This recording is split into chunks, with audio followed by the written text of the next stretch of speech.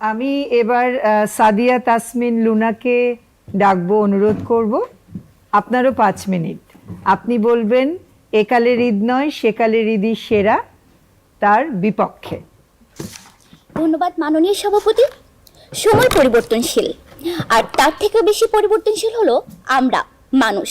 কারণ সময়ের সাথে সাথে পাল্টে যাচ্ছে মানুষ, সংস্কৃতি এবং মানুষের ভালো লাগা মন্দ লাগা সবই। সেই সাথে বদলে যাচ্ছে ঈদের আনন্দ।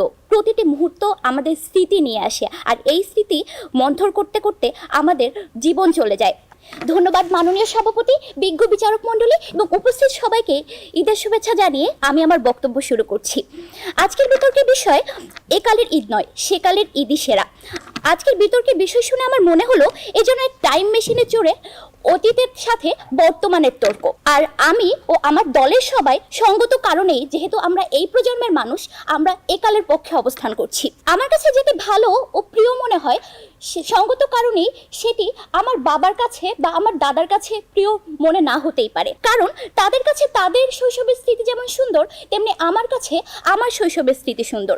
90 দশকে কি হতো সেটি নিজ চোখে দেখার সৌভাগ্য আমার না হলেও সেটির গল্প শোনার সৌভাগ্য আমার হয়েছিল। প্রথমেই ঈদের আনন্দ মাটি করতে যেটি আসতো সেটি হচ্ছে যোগাযোগের সীমাবদ্ধতা ও পরিবহনের নানান রকমের সমস্যা। চাকরির সুবাদে আমার বাবা থাকতেন পাবনায়, কিন্তু আমার নিজের বাড়ি বাগেরহাটে, একটি উত্তরবঙ্গ আর একটি দক্ষিণবঙ্গ। আমার দাদা আমার বাবাকে ঈদের শুভেচ্ছা জানিয়ে চিঠি লিখতেন।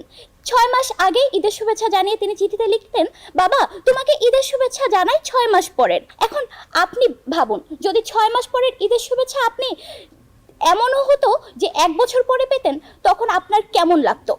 মাননীয় সভাপতি, একালে আমরা প্রিয়জনদের চাইলেই ভিডিও কলে কল দিয়ে বলতে পারি যে বাবা দেখো তোমার কথা মনে করছি আর সেমাই খাচ্ছি। ওই অনুভূতিটা অন্তত আমরা নিতে পারি, যেটা আমাদের আগের যুগে ছিল না। আমার ছেলে, আমার ভাই, আমার বাবা যাতায়াতের সুব্যবস্থা না থাকার কারণে আমার কাছে আসতে পারেনি। এই অনুভূতিটা এখন আর নেই আগের মতো। যেহেতু আমি দক্ষিণবঙ্গের মানুষ, তাই 90 দশকে না জন্মেও এই সমস্যাটা কিঞ্চিত উপলব্ধি করার সুযোগ আমার হয়েছিল। আমার একমাত্র বড় ভাই আমার থেকে প্রায় 17 বছরের বড়। আমার বয়স তখন বছর 5 হবে। তখন ভাইয়া থাকতেন ঢাকায় আর আমি গ্রামে। ভাইয়া তার টিউশনির টাকা জমিয়ে আমার জন্য পরীর মতো সাদা একটা জামা কিনলেন। আমি তো শুনেই মহা খুশি। যেহেতু তখন যোগাযোগ ব্যবস্থা একটু উন্নত হয়েছিল, তখন মোবাইল ফোন ছিল, আমি ফোনেই শুনতে পেরেছি যে আমার জন্য ভাইয়া পরীর মতো জামা নিয়ে আসবে। কিন্তু দুঃখের বিষয়, ভাইয়া ঈদের আগের দিনে রওনা হয়েও ঈদের দিনে তো পৌঁছালোও না, ঈদের পরের দিনেও না। এর জন্য আমার পরিবারের ঈদ বন্ধ হয়ে গেল, আর ভাইয়ার ফোনটা তো বন্ধই ছিল।